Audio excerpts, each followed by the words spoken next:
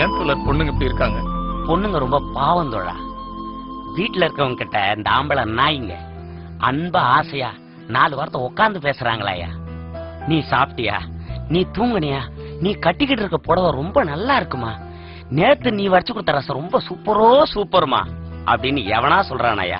இப்படி சொல்றதை விட்டுட்டு எவளுக்கோ ஒருத்திக்கு போன் பண்ணி ஹாய் ஹடி நீ நல்லா இருக்கியா, நீ சாப்பிட்டியா, நீ தூங்குனியா, நீ அழகா இருக்கடா செல்லம் அப்படின்னு வாய்க்குசாம போய் சொல்லுவானுங்க. வெக்கமே இல்லாம. பாராட்டுக்கு ஏங்கிறது பெண்ணுடைய குணையா. சமைச்சு வச்சுட்டு சாப்பிடும்போது ஏன் பக்கத்திலே நிக்கிறாங்க தெரியுமா? சாப்பிட்டுட்டு நல்லா இருக்குன்னு ஒரே ஒரு வார்த்தை பாராட்ட மாட்டானான்ற ஏக்கம்யா. இப்படி பாராட்டலன்றத புரிஞ்சுக்கிட்ட இந்த மாதிரியான நாய்ங்க அவங்கள தவறா பயன்படுத்துறானுங்கயா.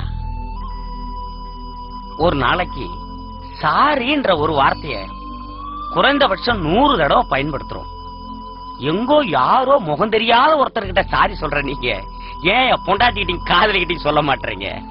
மேல் சாவலிசம் ஆனாதிக்கும். ஒரு விஷயம் சொல்றேன் தோழர், நம்ம வாழ்க்கையில எங்க யாருகிட்ட எப்படி வேணாலும் ஜெயிச்சிடலாம். ஆனா அன்பான மனைவி கிட்டி உண்மையான காதலி கிட்டி தோத்து பாருங்கயா, வாழ்க்கை நல்லா இருக்கும். இப்படிப்பட்ட ஒரு வாழ்க்கையை வாழணுங்கிற போதுதான் ஒரு விபத்துல என்னுடைய பொண்டாட்டி பிள்ளைகளை எடுத்து 2 கால்களை இழந்து இங்க கிட்ட அனாதையா கிடக்குறேன். போங்க தோழர் போங்க, விட்டு கொடுத்து வாழுங்க, வாழ்க்கை நல்லா இருக்கும். போங்க தோழர்.